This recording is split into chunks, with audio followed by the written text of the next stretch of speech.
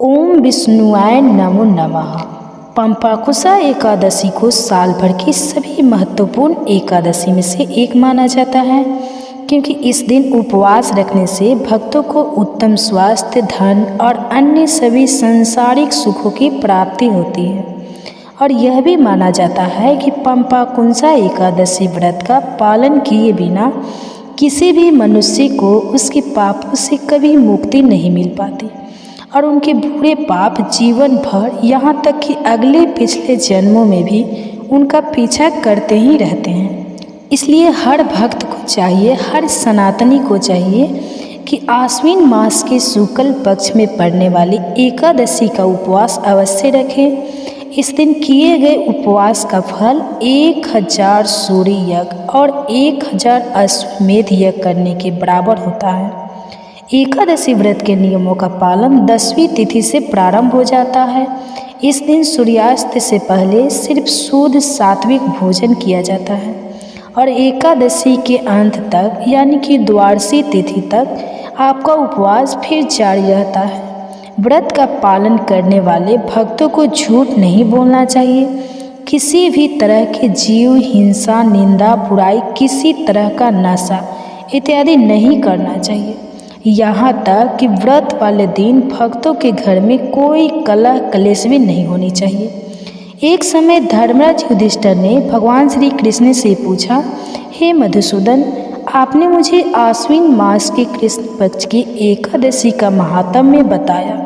अब कृपया करके यह बताइए कि आश्विन के शुक्ल पक्ष में किस नाम की एकादशी होती है।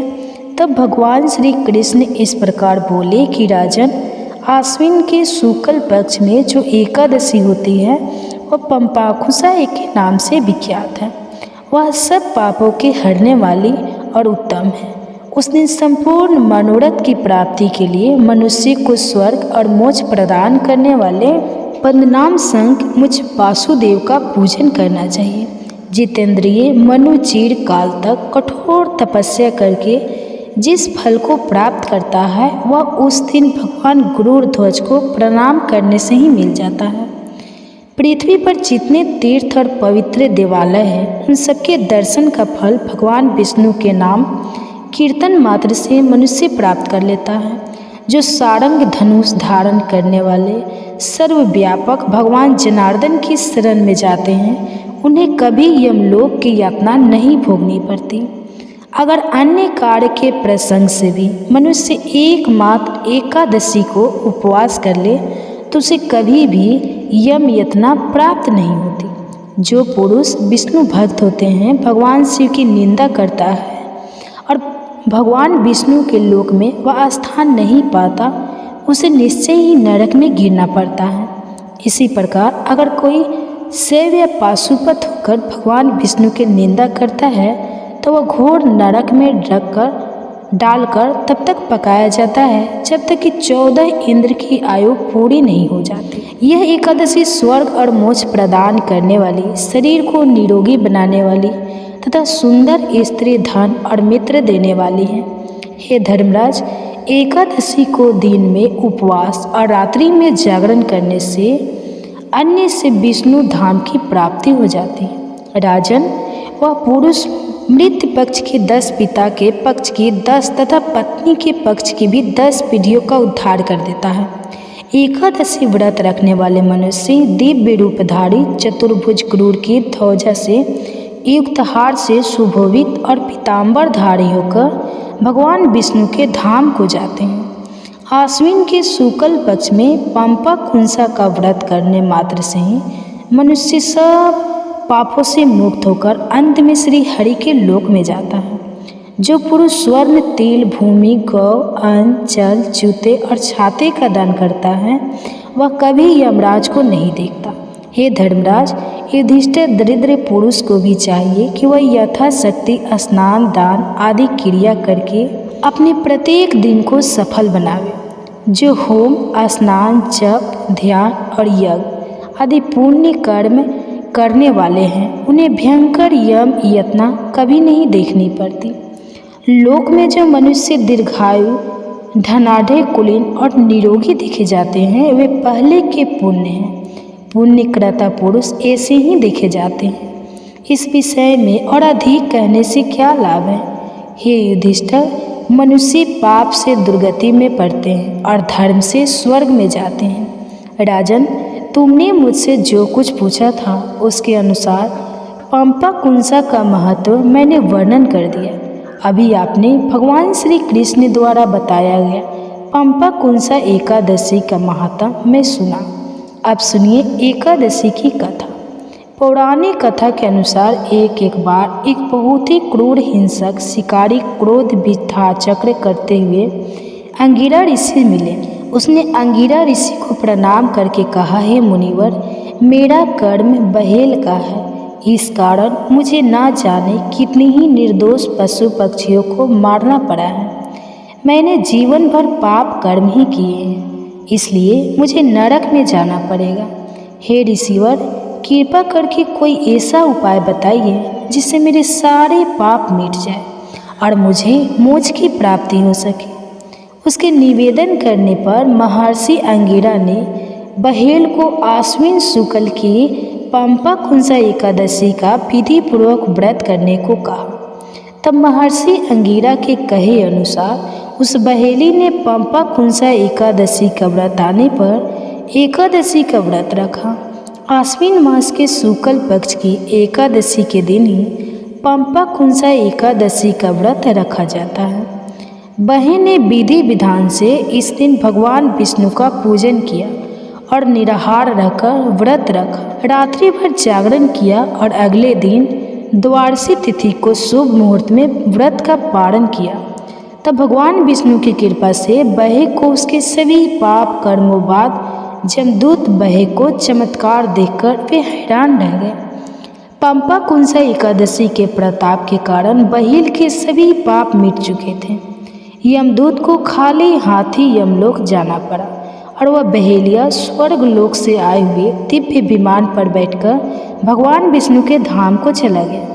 एकादशी के दिन भगवान विष्णु के साथ साथ 11 माता की भी पूजा करनी चाहिए, क्योंकि एकादशी का नाम 11 माता के नाम से भी पड़ा है और एकादशी को 11 व्रत के नाम से भी जानते हैं। भगवान विष्णु के साथ साथ जिस घर में 11 माता की पूजा होती है उस घर में सदा समृद्धि बनी रहती है, उस घर में संतानों की सदा रक्षा होती है।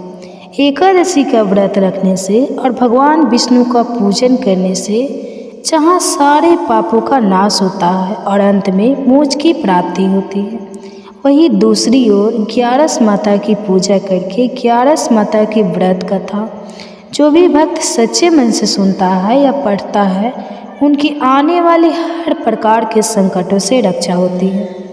11 माता स्वयं उनकी रक्षा करती हैं। जो लोग इस दिन व्रत ना भी रख पाए उन्हें भी 11 माता की इस कथा को सच्चे मन से जरूर सुनना चाहिए। पौराणिक कथा के अनुसार सतयुग में मूर नाम का दैत्य उत्पन्न हुआ। वह बड़ा बलवान और भयानक था। उस प्रचंड दैत्य ने देवराज इंद्र, आदित्य, वसु, वायु, अग्नि आदि सभी देवताओं को पराजित कर भगा दिया। तब देवराज इंद्र सहित सभी देवताओं ने भयभीत होकर भगवान शिव से सारा वृतांत कहा और देवतागण कहने लगे कि हे कैलाशपति, मूढ़ दैत्य से भयभीत होकर हम सभी देवतागण मृत्यु लोक में फिर रहे हैं। हे महादेव, हम सभी पर बड़ा भारी संकट आन पड़ा है, कृपया हमारी रक्षा कीजिए। देवतागणों की बात सुनकर तब भगवान शिव इस प्रकार बोले, हे देवताओं, तीनों लोकों के स्वामी भक्तों के दुखों का नाश करने वाले भगवान विष्णु की शरण में जाओ, वही तुम्हारे दुखों को दूर कर सकते हैं। महादेव के ऐसे वचन सुनकर सभी देवता क्षीर सागर में पहुँचे। वहाँ भगवान को शयन करते देख हाथ जोड़कर उनकी स्तुति करने लगे। स्तुति करते समय देवतागण इस प्रकार कहने लगे, हे देवताओं द्वारा स्तुति करने योग्य परम प्रिय प्रभु, आपको बारंबार नमस्कार है। देवताओं की रक्षा करने वाले मधुसूदन, आपको हमारा नमस्कार है। कृपया आप हमारी रक्षा करें। दैत्यों से भयभीत होकर हम सब इस समय आपकी शरण में हैं। देवराज इंद्र सहित देवताओं के ऐसे वचन सुनकर भगवान विष्णु कहने लगे, हे इंद्र, ऐसा मायावी दैत्य कौन है जिसने सभी देवताओं को जीत लिया है? उसका नाम क्या है? उसमें कितना बल है और वह किसके आश्रम में है? उसका स्थान कहाँ है? यह सब मुझसे बताओ। भगवान के ऐसे वचन सुनकर देवराज इंद्र कहने लगे, हे प्रभु, प्राचीन समय में नारिज नाम का एक राक्षस था। उसके महापराक्रमी और लोक विख्यात मूर्ध नाम का एक पुत्र हुआ। उसकी चंद्रावती नाम की नगरी है। उसी ने सब देवता गणों को स्वर्ग से निकालकर इस समय वहाँ अपना आधिपत्य जमा लिया है। उसने इंद्र, अग्नि, वरुण, यम, वायु आदि सभी देवताओं को उनके अधिकार से वंचित कर दिया है। हे प्रभु, उस दैत्य का अत्याचार तो इतना अधिक बढ़ चुका है कि वह स्वयं ही सूर्य बनकर प्रकाश करता है, स्वयं ही मेघ बन बैठा है और सबसे अजय हो गया है। हे असुर, निकदन उस दुष्ट को मारकर हम देवता गणों को अजय बनाइए। ऐसे वचन सुनकर भगवान ने कहा, हे देवताओं, परेशान ना हो, मैं शीघ्र ही उसका संहार करूँगा। तुम सब इस समय चंद्रावती नगर में जाओ। इस प्रकार कहकर भगवान विष्णु सहित सभी देवताओं ने चंद्रावती नगर की ओर प्रस्थान किया। उस समय मूढ़ सेना सहित युद्ध भूमि में गरज रहा था। उसकी भयानक गर्जना सुनकर सभी देवतागण भय के मारे चारों दिशाओं में भागने लगे। जब स्वयं भगवान विष्णु रणभूमि में आए तो दैत्य उन पर भी अस्त्र शस्त्र आयुध लेकर दौड़े। भगवान ने जब उन्हें सर्प के समान अपने बाणों से बींध डाला, बहुत सारे दैत्य इस प्रकार मारे गए, केवल मूढ़ बच रहा। वह अविचल भाव से भगवान के साथ निर्भय होकर युद्ध करता रहा। भगवान जो भी तीक्ष्ण बाण उसे मारने के लिए चलाते, उसके लिए वह पुष्प बाण सिद्ध हो जाते। यहाँ तक कि भगवान से युद्ध करते समय उसका सारा शरीर छिन्न भिन्न हो गया, किंतु वह लगातार युद्ध करता रहा और फिर दोनों के बीच मल्ल युद्ध भी हुआ। 100,000 वर्षों तक इस प्रकार कहा जाता है कि उनका युद्ध चलता रहा, किंतु मूढ़ नहीं हारा और ना थाका। मूढ़ से कई वर्षों तक लगातार युद्ध करने और युद्ध में थककर साथ ही अपनी माया रचाने के लिए भगवान विष्णु बद्रिका आश्रम चले गए। वहाँ हेमवती नाम की सुंदर गुफा थी। उसमें विश्राम करने के लिए भगवान उसके अंदर प्रवेश कर गए। वह गुफा 12 योजन लंबी थी और उसका केवल एक ही द्वार था। विष्णु भगवान वहाँ योग निद्रा की गोद में सो गए। देखते ही देखते मूढ़ भी उनके पीछे पीछे आ गया और भगवान को सोया हुआ देखकर उन्हें मारने के लिए तैयार हुआ। तभी भगवान के शरीर से उज्ज्वल कांतिमय रूप वाली देवी प्रकट हुई। देवी ने जब अपने सामने मूढ़ नाम के दैत्य को युद्ध करने के लिए तत्पर देखा तो उसे युद्ध करने की ललल करा। तब देवी ने मूढ़ दैत्य से युद्ध किया और उसे तत्काल मौत के घाट उतार दिया। उधर जब भगवान विष्णु योग निद्रा की गोद से उठे तो उन्हें सारी बातें ज्ञात हुई। सब बातें को जानकर भगवान विष्णु देवी से कहने लगे कि देवी, आपका जन्म एकादशी के दिन हुआ है, अतः आप 11 माता के नाम से पूजित होंगे और आपके भक्त भी वही होंगे जो मेरे भक्त हैं। 11 के दिन अर्थात एकादशी के दिन जो भी भक्त सच्चे मन से मेरी पूजा करने के साथ साथ तुम्हारा भी पूजा करेगा, उसके घर में कभी अकाल मृत्यु नहीं होगी और हर आने वाले संकट से भी परिवारजनों की रक्षा हो सकेगी। ऐसा कहकर भगवान विष्णु अंतर ध्यान हो गए। तो ये थी पंपाकुंसा एकादशी व्रत की कथा। आपको कैसा लगा कमेंट्स करके जरूर बताएं। धन्यवाद। जय माता दी दोस्तों, 11 माता की जय। आप सभी का हमारे YouTube चैनल पर हार्दिक स्वागत है। 11 माता की कृपा सदा आप और आपके परिवारजनों पर बनी रहे। एकादशी के दिन भगवान विष्णु के साथ साथ 11 माता की भी पूजा करनी चाहिए, क्योंकि एकादशी का नाम 11 माता के नाम से ही पड़ा है और एकादशी को 11 व्रत के नाम से भी जानते हैं। एकादशी का व्रत रखने से और भगवान विष्णु का पूजन करने से जहाँ सारे पापों का नाश होता है और अंत में मोक्ष की प्राप्ति होती है।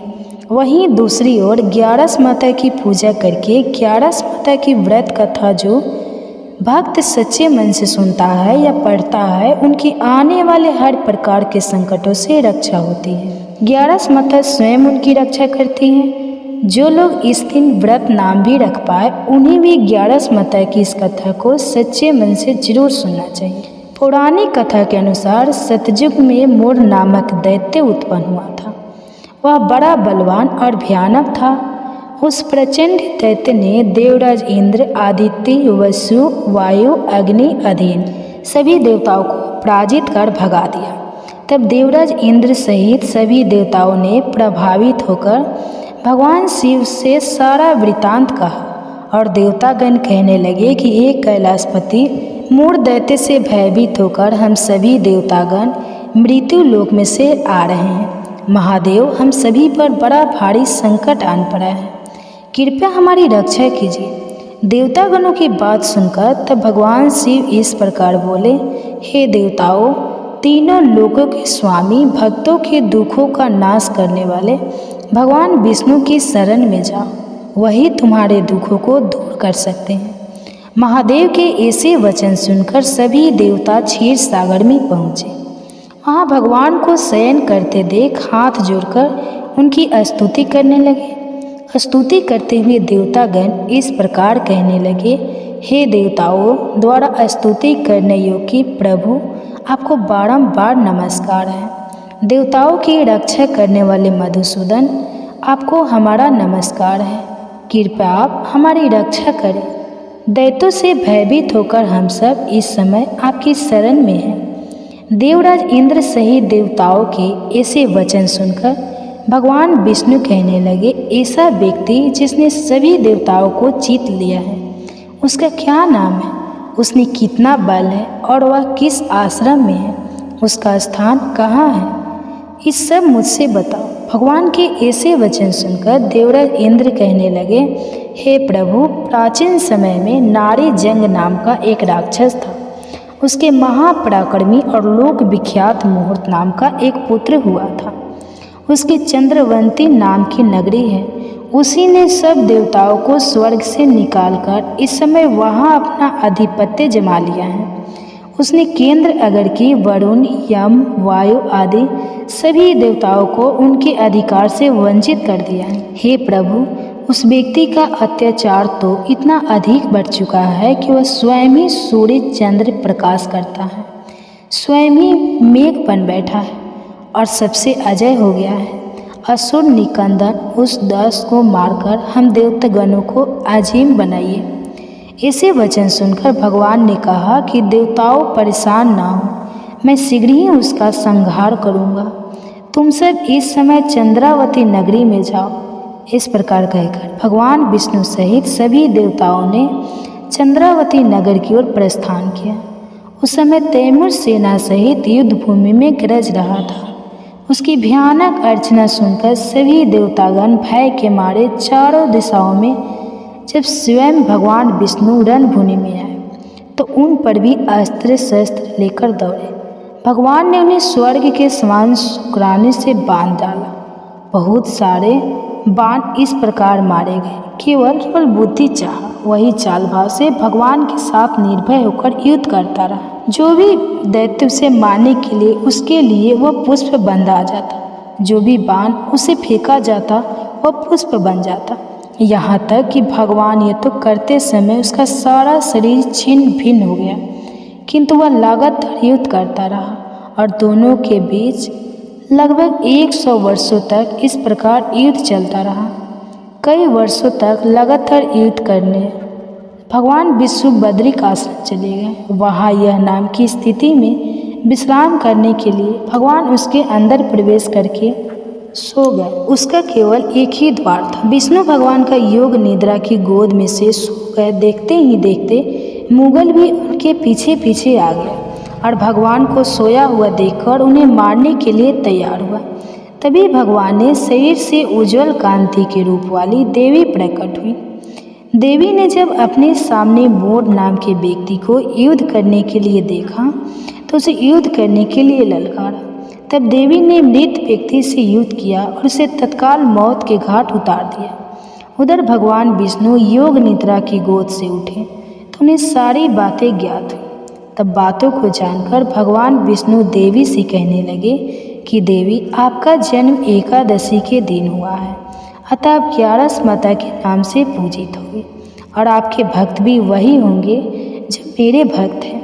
ग्यारस के दिन अर्थात एकादशी के दिन जो भक्त सच्चे मन से मेरी पूजा करने के साथ साथ तुम्हारा भी पूजा करेगा, उसके घर में कभी अन्न धन की कमी नहीं होगी और हर आने वाले संकट से भी परिवारजनों की रक्षा हो सकेगी। ऐसा कहकर भगवान विष्णु अंतर ध्यान हो गए। जय श्री कृष्णा, राधे राधे। दोस्तों, आज के दिन तुलसी माता की कथा, तुलसी माता की इस कथा को अवश्य सुनना चाहिए।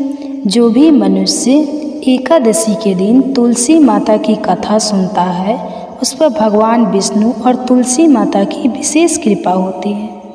उनके यहाँ किसी प्रकार की कोई कमी नहीं रहती, कभी भी उन्हें आर्थिक संकट का सामना नहीं करना पड़ता। तुलसी माता की कथा जो भी भक्त सच्चे श्रद्धा के साथ भगवान विष्णु का पूजन करते हैं, भगवान शालिग्राम का पूजन करते हैं, माता तुलसी का पूजन करते हैं, एकादशी का व्रत करते हैं, इससे भगवान श्री हरि विष्णु अति प्रसन्न होते हैं और अपना कृपा प्रदान करते हैं।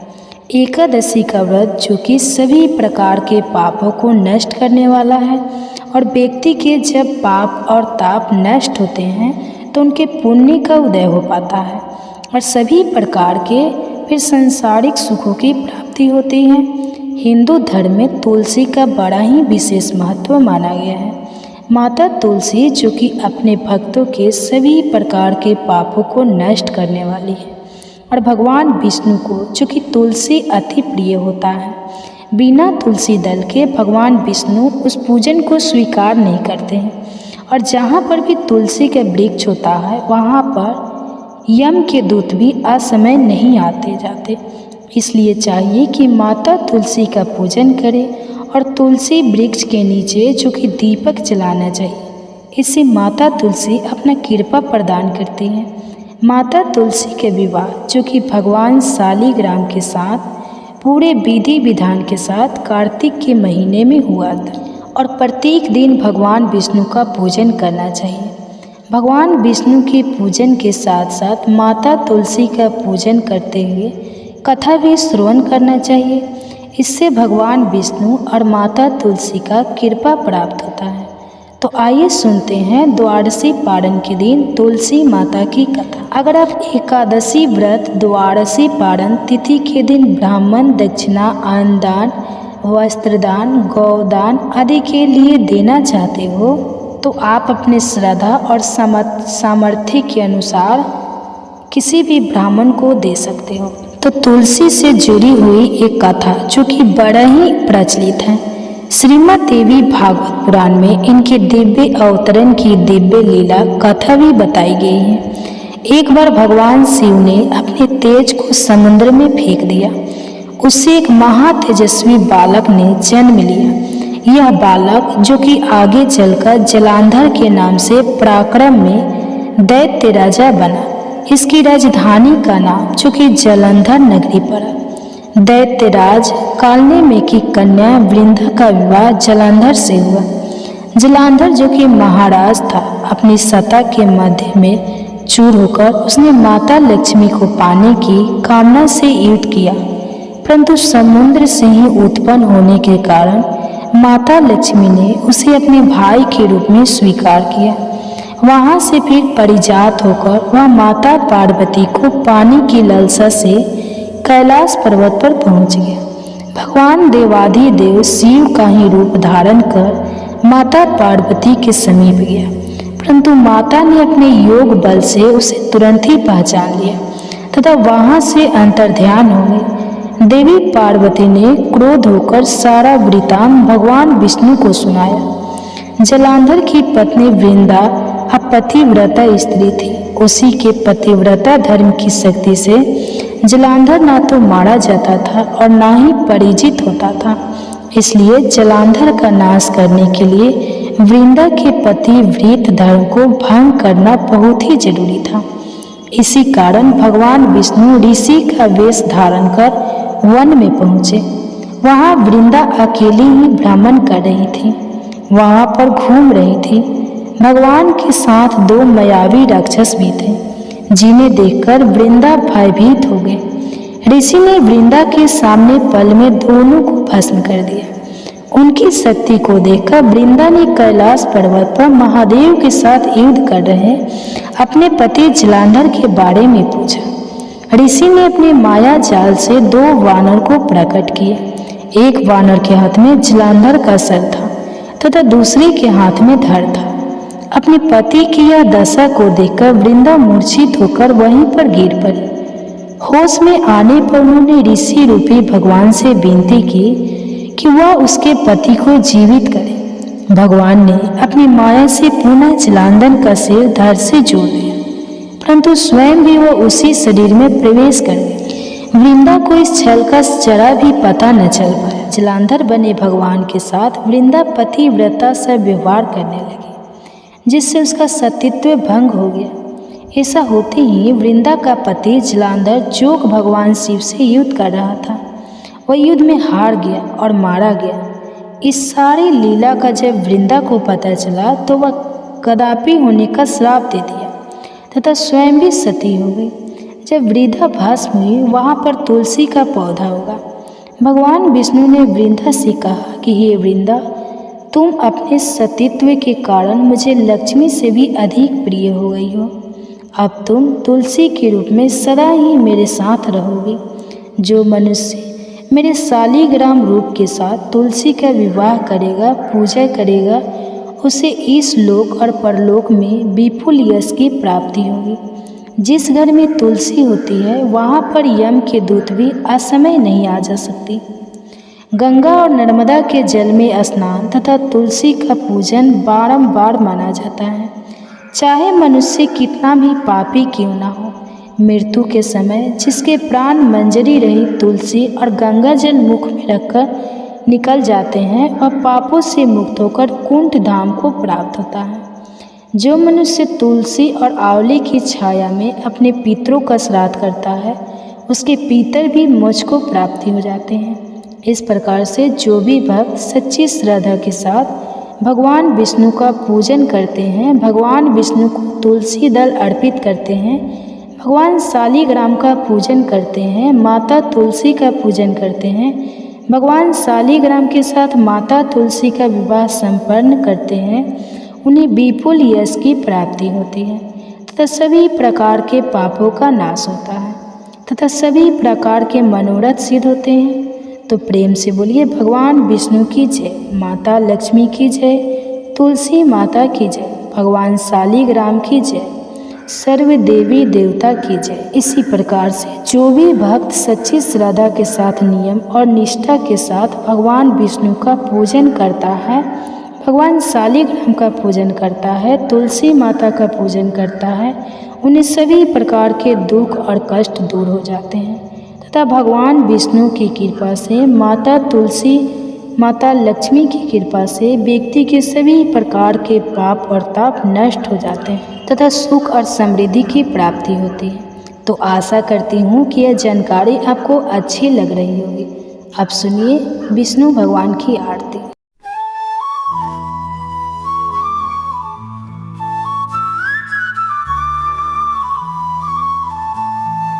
ओम जय जगदीश हरे, स्वामी जय जगदीश हरे। भक्त जनों के संकट, दास जनों के संकट क्षण में दूर करे। ओम जय जगदीश हरे।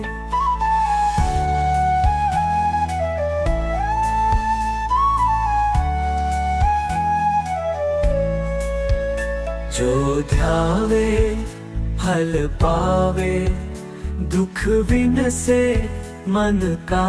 स्वामी दुख विन से मन का, सुख संपत्ति घर आवे। सुख संपत्ति घर आवे, कष्ट मिटे तन का। ओम जय जगदीश हरे।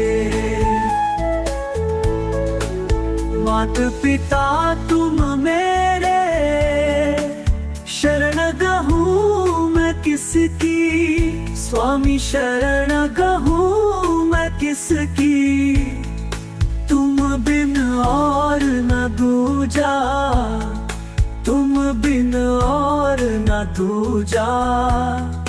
आस करूं मैं जिसकी, ओम जय जगदीश हरे।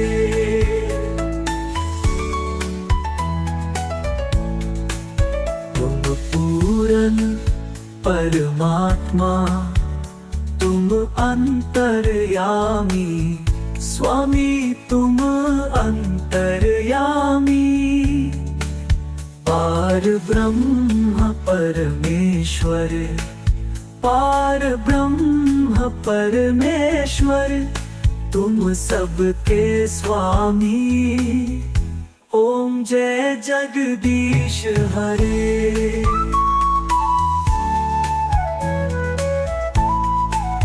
आरती विष्णु भगवान की, जो कोई नर गावे।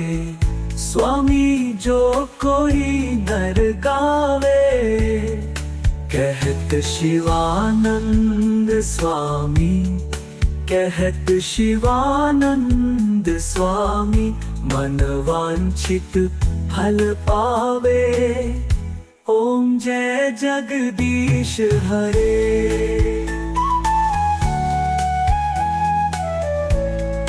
ओ माँ लक्ष्मी माता, मैया जय लक्ष्मी माता।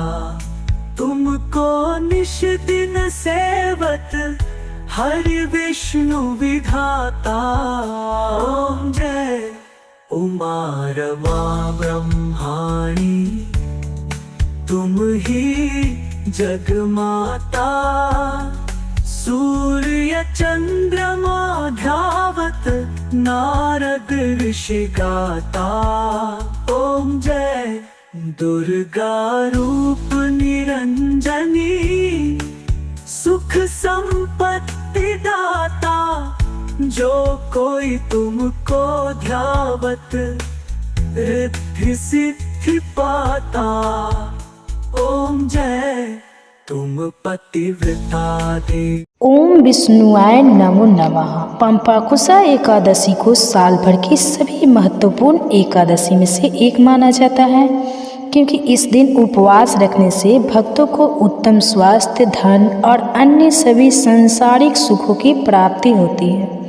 और यह भी माना जाता है कि पंपाकुशा एकादशी व्रत का पालन किए बिना किसी भी मनुष्य को उसके पापों से कभी मुक्ति नहीं मिल पाती, और उनके बुरे पाप जीवन भर, यहाँ तक कि अगले पिछले जन्मों में भी उनका पीछा करते ही रहते हैं। इसलिए हर भक्त को चाहिए, हर सनातनी को चाहिए कि आश्विन मास के शुक्ल पक्ष में पड़ने वाली एकादशी का उपवास अवश्य रखें। इस दिन किए गए उपवास का फल 1000 सूर्य यज्ञ और 1000 अश्वमेध यज्ञ करने के बराबर होता है। एकादशी व्रत के नियमों का पालन 10वीं तिथि से प्रारंभ हो जाता है। इस दिन सूर्यास्त से पहले सिर्फ शुद्ध सात्विक भोजन किया जाता है, और एकादशी के अंत तक यानी कि द्वादशी तिथि तक आपका उपवास फिर जारी रहता है।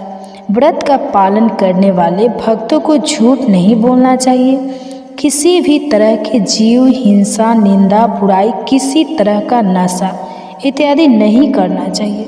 यहाँ तक कि व्रत वाले दिन भक्तों के घर में कोई कलह कलेश भी नहीं होनी चाहिए।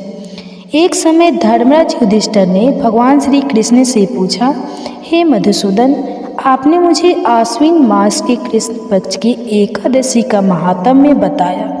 अब कृपया करके यह बताइए कि आश्विन के शुक्ल पक्ष में किस नाम की एकादशी होती है। तब भगवान श्री कृष्ण इस प्रकार बोले कि राजन, आश्विन के शुक्ल पक्ष में जो एकादशी होती है वह पंपाकुसाई के नाम से विख्यात है। वह सब पापों के हरने वाली और उत्तम है। उस दिन संपूर्ण मनोरथ की प्राप्ति के लिए मनुष्य को स्वर्ग और मोक्ष प्रदान करने वाले पद्मनाभ संग मुझ वासुदेव का पूजन करना चाहिए। जितेंद्रिय मनु चिर काल तक कठोर तपस्या करके जिस फल को प्राप्त करता है वह उस दिन भगवान गरुड़ ध्वज को प्रणाम करने से ही मिल जाता है। पृथ्वी पर जितने तीर्थ और पवित्र देवालय हैं उन सबके दर्शन का फल भगवान विष्णु के नाम कीर्तन मात्र से मनुष्य प्राप्त कर लेता है। जो सारंग धनुष धारण करने वाले सर्वव्यापक भगवान जनार्दन की शरण में जाते हैं उन्हें कभी यमलोक की यातना नहीं भोगनी पड़ती। अगर अन्य कार्य के प्रसंग से भी मनुष्य एकमात्र एकादशी को उपवास कर ले तो उसे कभी भी यम यातना प्राप्त नहीं होती। जो पुरुष विष्णु भक्त होते हैं भगवान शिव की निंदा करता है और भगवान विष्णु के लोक में वह स्थान नहीं पाता उसे निश्चय ही नरक में गिरना पड़ता है।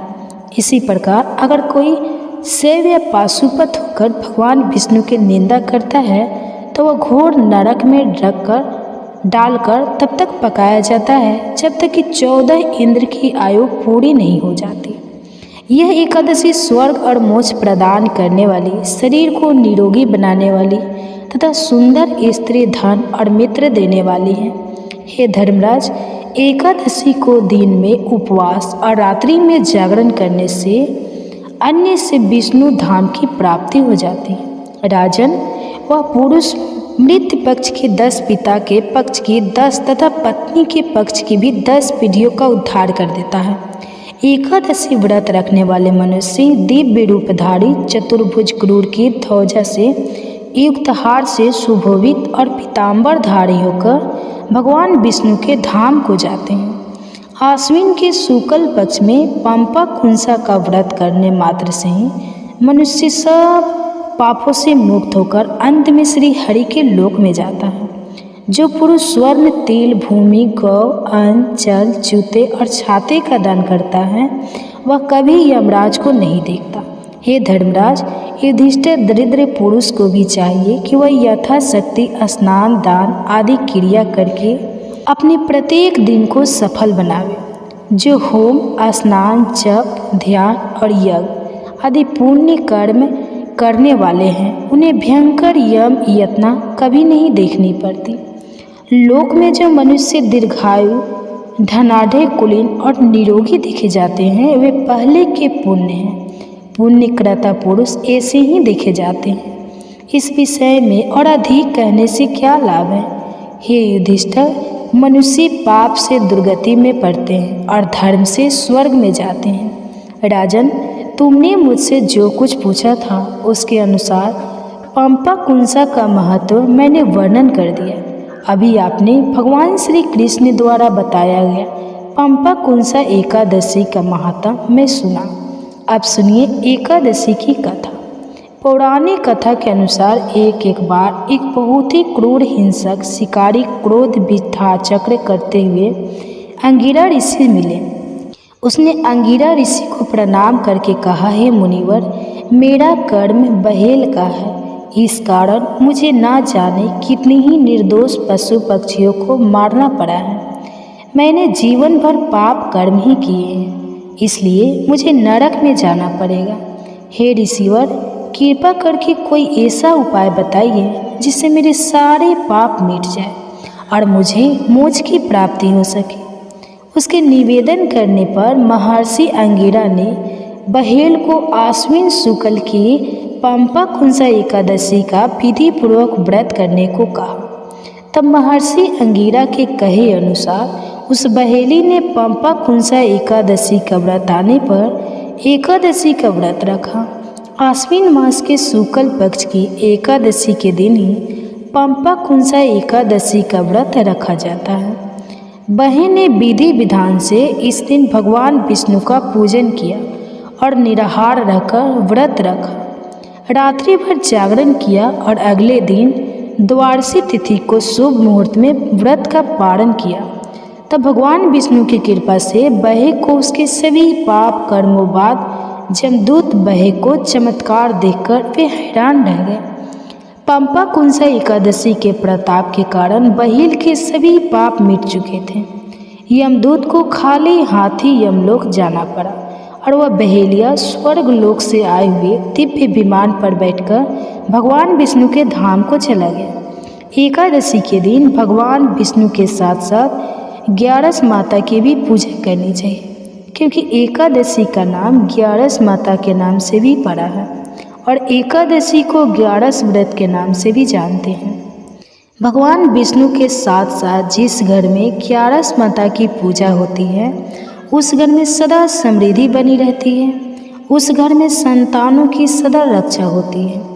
एकादशी का व्रत रखने से और भगवान विष्णु का पूजन करने से जहाँ सारे पापों का नाश होता है और अंत में मोक्ष की प्राप्ति होती है, वहीं दूसरी ओर ग्यारस माता की पूजा करके ग्यारस माता की व्रत कथा जो भी भक्त सच्चे मन से सुनता है या पढ़ता है, उनकी आने वाली हर प्रकार के संकटों से रक्षा होती है।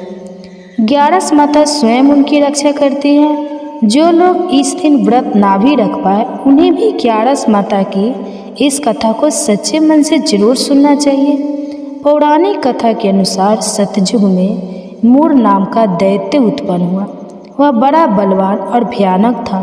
उस प्रचंड दैत्य ने देवराज इंद्र, आदित्य, वसु, वायु, अग्नि आदि सभी देवताओं को पराजित कर भगा दिया। तब देवराज इंद्र सहित सभी देवताओं ने भयभीत होकर भगवान शिव से सारा वृतांत कहा और देवतागण कहने लगे कि हे कैलाशपति, मूढ़ दैत्य से भयभीत होकर हम सभी देवतागण मृत्यु लोक में फिर रहे हैं। हे महादेव, हम सभी पर बड़ा भारी संकट आन पड़ा है, कृपया हमारी रक्षा कीजिए। देवतागणों की बात सुनकर तब भगवान शिव इस प्रकार बोले, हे देवताओं, तीनों लोकों के स्वामी भक्तों के दुखों का नाश करने वाले भगवान विष्णु की शरण में जाओ, वही तुम्हारे दुखों को दूर कर सकते हैं। महादेव के ऐसे वचन सुनकर सभी देवता क्षीर सागर में पहुँचे। वहाँ भगवान को शयन करते देख हाथ जोड़कर उनकी स्तुति करने लगे। स्तुति करते समय देवतागण इस प्रकार कहने लगे, हे देवताओं द्वारा स्तुति करने योग्य परम प्रिय प्रभु, आपको बारंबार नमस्कार है। देवताओं की रक्षा करने वाले मधुसूदन, आपको हमारा नमस्कार है। कृपया आप हमारी रक्षा करें। दैत्यों से भयभीत होकर हम सब इस समय आपकी शरण में हैं। देवराज इंद्र सहित देवताओं के ऐसे वचन सुनकर भगवान विष्णु कहने लगे, हे इंद्र, ऐसा मायावी दैत्य कौन है जिसने सभी देवताओं को जीत लिया है? उसका नाम क्या है?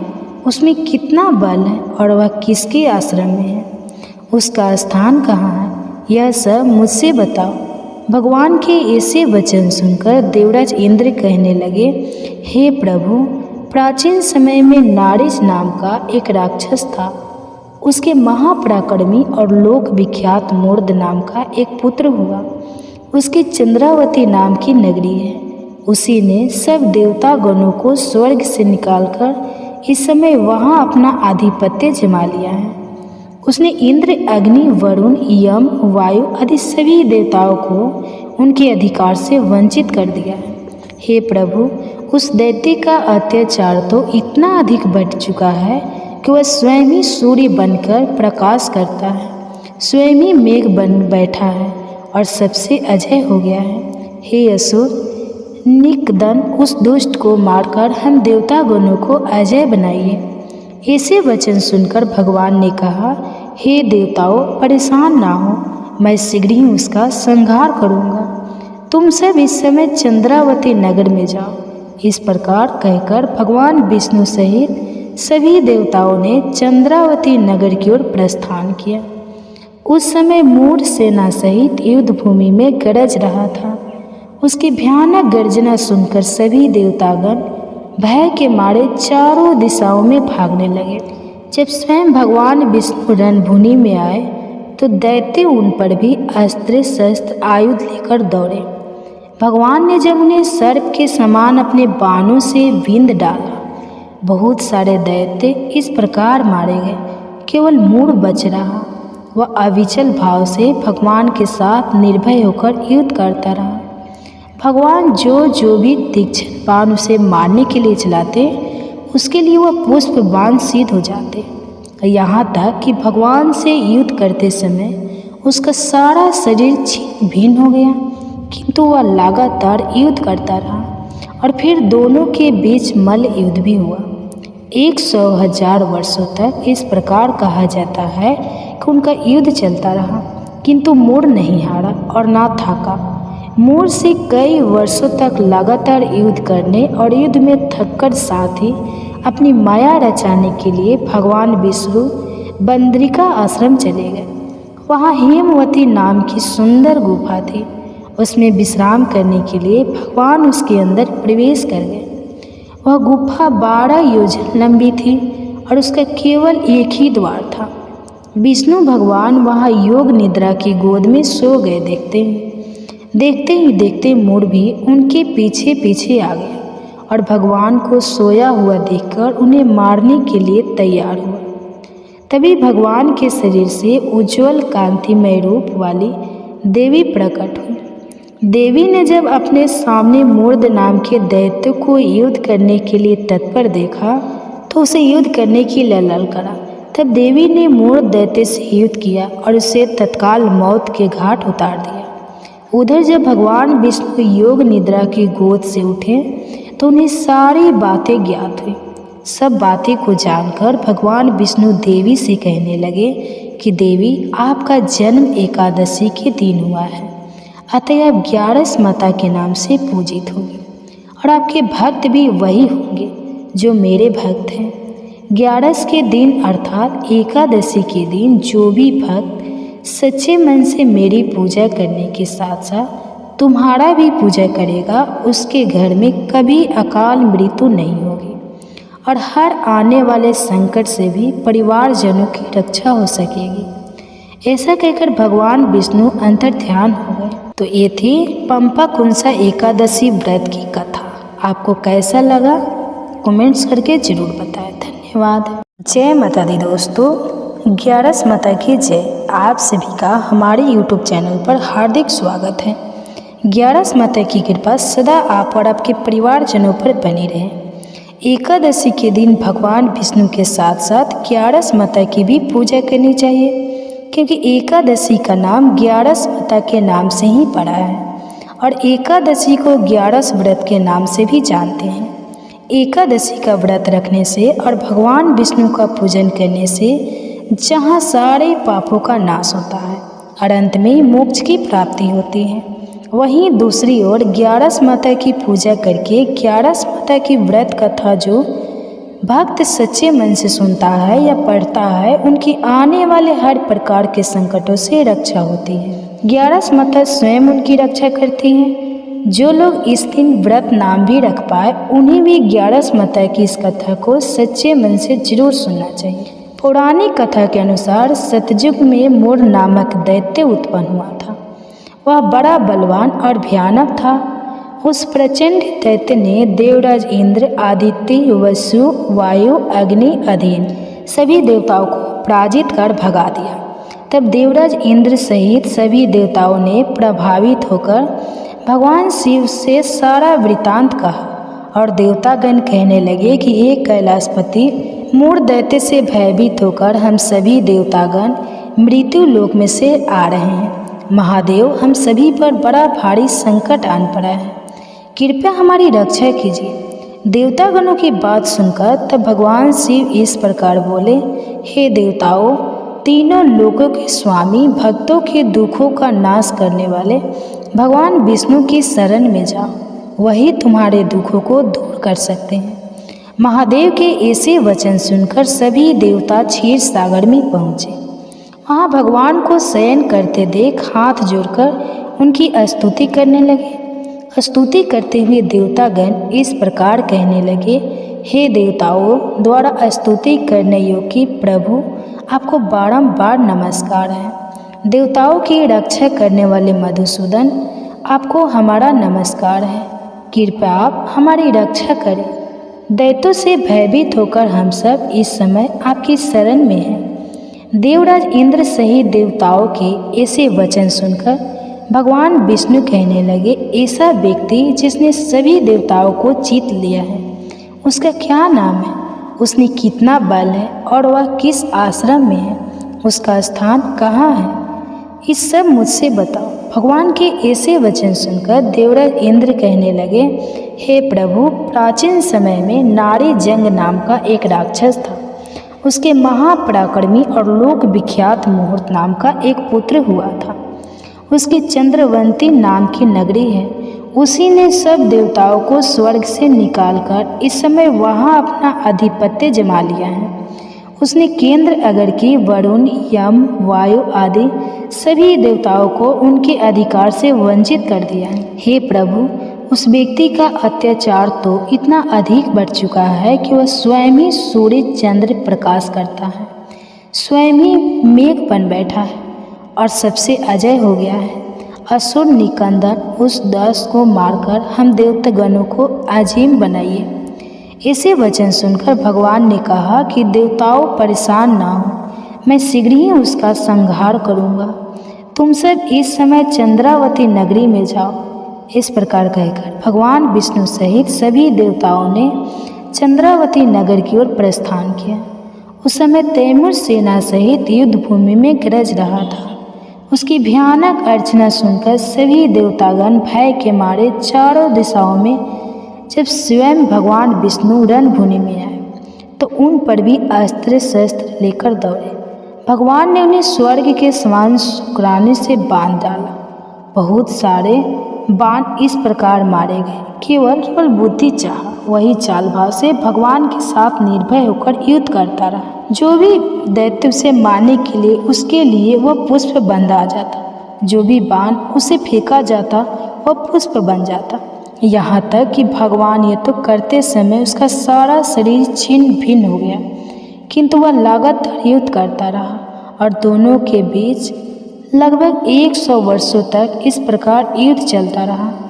कई वर्षों तक लगातार युद्ध करने भगवान विष्णु बद्रिक आश्रम चले गए। वहाँ यह नाम की स्थिति में विश्राम करने के लिए भगवान उसके अंदर प्रवेश करके सो गए। उसका केवल एक ही द्वार था। विष्णु भगवान का योग निद्रा की गोद में से सो गए। देखते ही देखते मुगल भी उनके पीछे पीछे आ गए और भगवान को सोया हुआ देखकर उन्हें मारने के लिए तैयार हुआ। तभी भगवान ने शरीर से उज्जवल कांति के रूप वाली देवी प्रकट हुई। देवी ने जब अपने सामने मोर नाम के व्यक्ति को युद्ध करने के लिए देखा तो उसे युद्ध करने के लिए ललकारा। तब देवी ने मृत व्यक्ति से युद्ध किया और उसे तत्काल मौत के घाट उतार दिया। उधर भगवान विष्णु योग निद्रा की गोद से उठे तो उन्हें सारी बातें ज्ञात हुई। तब बातों को जानकर भगवान विष्णु देवी से कहने लगे कि देवी, आपका जन्म एकादशी के दिन हुआ है, अतः आप 11 माता के नाम से पूजित होंगे और आपके भक्त भी वही होंगे जो मेरे भक्त हैं। 11 के दिन अर्थात एकादशी के दिन जो भक्त सच्चे मन से मेरी पूजा करने के साथ साथ तुम्हारा भी पूजा करेगा, उसके घर में कभी अन्न धन की कमी नहीं होगी और हर आने वाले संकट से भी परिवारजनों की रक्षा हो सकेगी। ऐसा कहकर